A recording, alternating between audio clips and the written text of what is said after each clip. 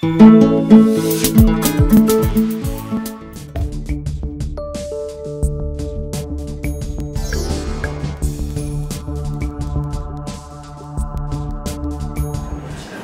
bom dia a todas e a todos.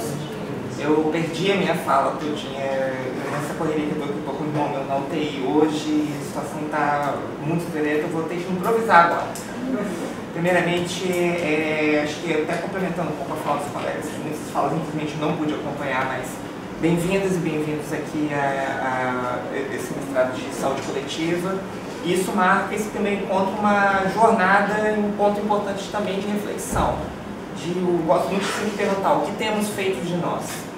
E em nosso país, não é nenhuma novidade, já foi bem explanado aqui, a gente está num país que é misógino, que é preconceituoso, que é patriarcal, que é LGBTfóbico, e temos que entender o que podemos fazer desse país e o que pode ser feito a partir daí. A gente tem que entender, puxando um pouco aqui a fala da Lorena aqui, da questão do patriarcado, ele remete a uma estrutura de poder, que é a questão de classe, isso daí mesmo, que entram em interseções de discriminações entre aqueles que estão podendo exercer o poder e as pessoas que vão estar sendo submetidas ao poder e ao controle.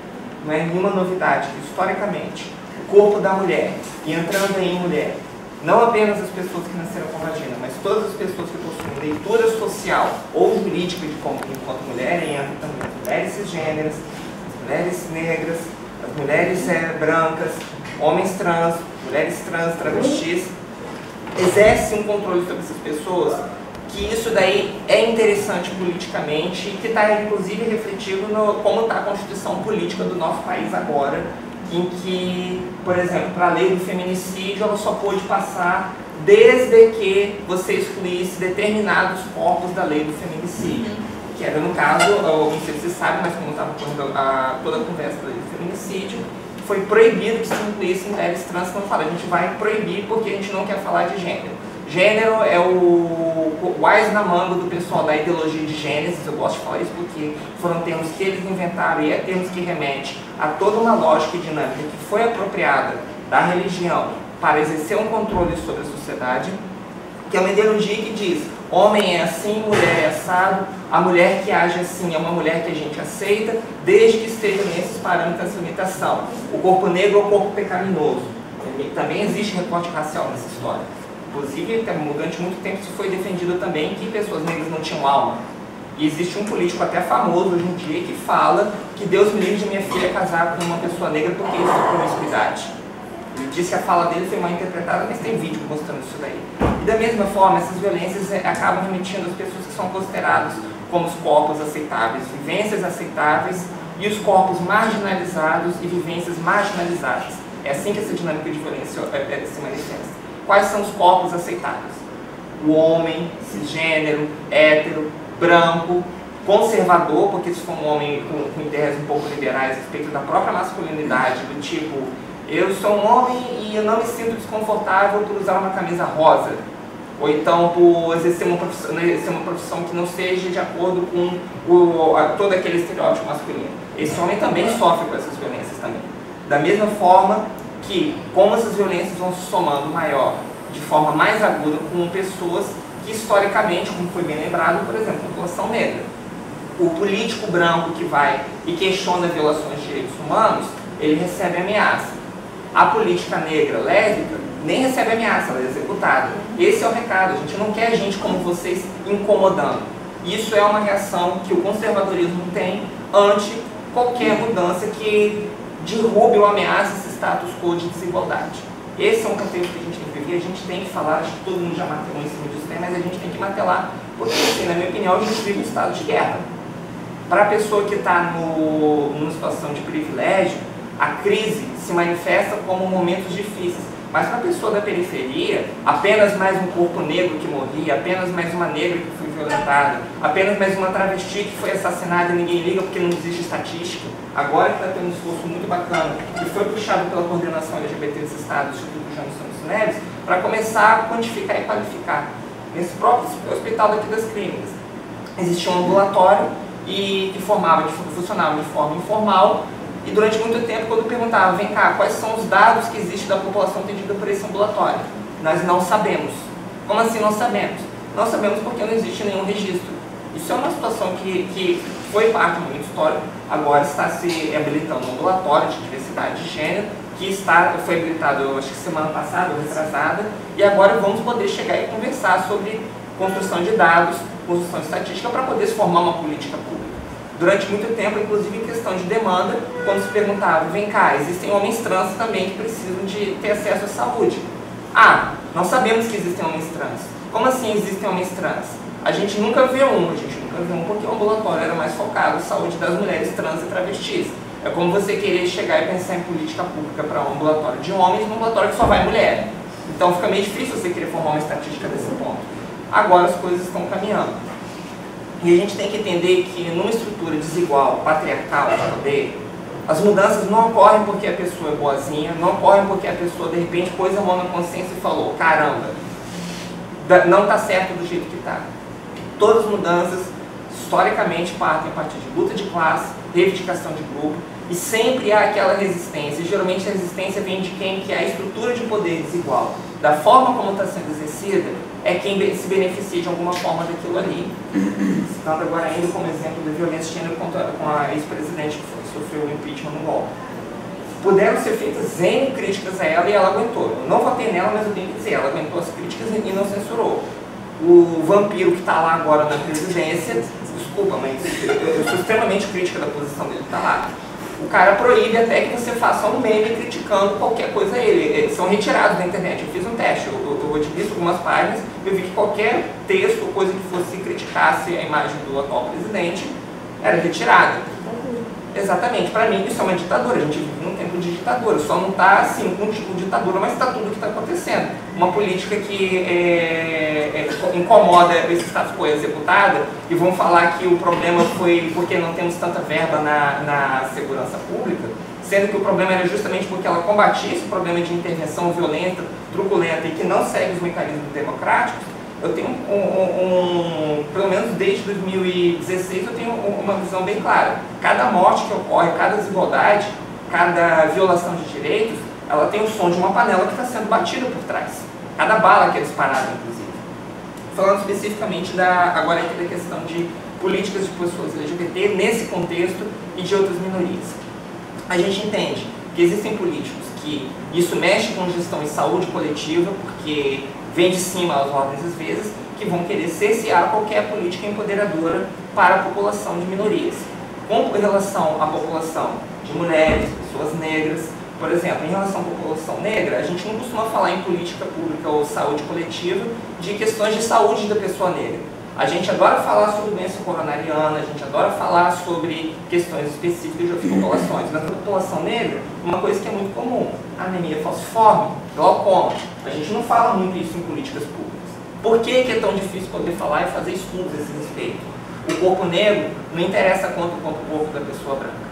A pessoa gorda, ela é colocada como automaticamente, agora falando de outras desigualdades. A pessoa gorda, ela é colocada automaticamente como uma pessoa doença. Sendo que a gente sabe que a síndrome metabólica é um problema que ocorre muitas vezes em pessoas que estão acima do peso, com obesidade mórbida ou que estão sobrepeso, assim como diabetes e dislipidemia. Mas a gente não fala que o problema não é a pessoa ser gorda, sim os problemas de saúde por sedentarismo, por má alimentação. E a nossa sociedade reforça os valores também. E por que eu estou falando isso? Às vezes, quando a pessoa vem em busca do profissional de saúde, toda essa repercussão de violências que já reverberou, eu gostei muito do que a Lorena comentou, as dependências que ocorrem e a naturalização de violências para aqueles corpos que são considerados objetos, a pessoa já traz isso. E um profissional da saúde não é uma pessoa que está isenta de ter os seus preconceitos. O profissional da saúde é alguém que está inserido também nessa sociedade, que é misógina, que é gordofóbica, capacitista, LGBTfóbica, racista. A gente tem que saber ter esse olhar crítico de separar o que foi nos incutido como valores naturalizados, da formação profissional e também do lado humano que a gente tem que levar em consideração para poder não fornecer nós mesmos, enquanto profissionais de saúde, novas violências para essas pessoas. Se você atende, por exemplo, um consultório, no meu caso eu sou médica, num consultório de ginecologia, uma mulher lésbica, e vai querer falar, ou bissexual, vai querer fazer uma consulta de afetivo. Você se recusar a falar da vida sexual dela porque, aquele corpo enquanto lésbico eu não quero falar, aquela moça enquanto bissexual eu considero automaticamente compromisso. Isso já é uma violência. Falando também de acesso, por exemplo, à população LGBT, população trans. A maioria das pessoas travestis e transexuais se recusa a ir em profissional de saúde porque muitas vezes você vai conversar e já tem N histórias de violências e violações de direito que aquela pessoa sofreu.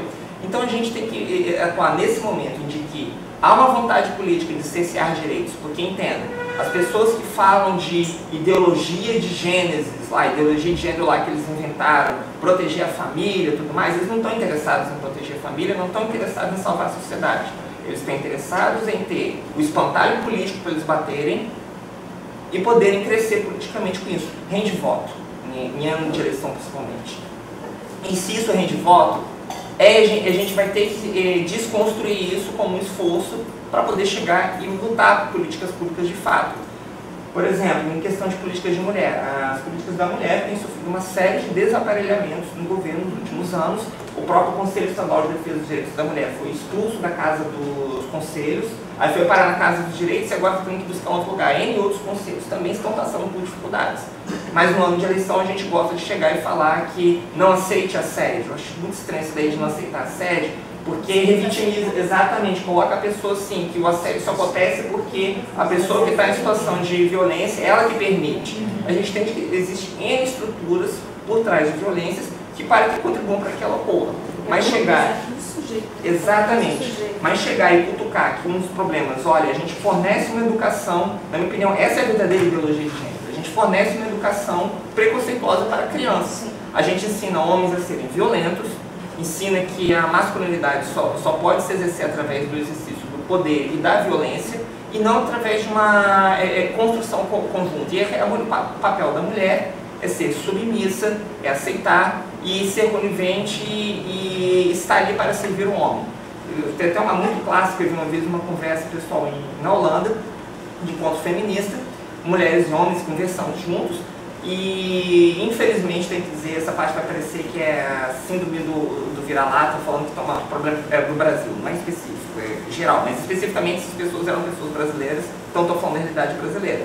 Estava o casal conversando, aí o marido chegou e falou, eu até ajudo nas limpezas de casa. Tipo, achando que era uma coisa boa. Gente, limpeza de casa é uma coisa que as duas pessoas precisam estar ali. Por que a gente entende que a divisão de trabalho, aí entra o componente de gênero, tem que ser de tal forma que a mulher deva ser a cuidadora, se ocorre uma gestação, o problema é da mulher e não é uma coisa como se fosse, precisou de duas pessoas para poder gerar uma criança. Precisa de duas pessoas para poder educar também.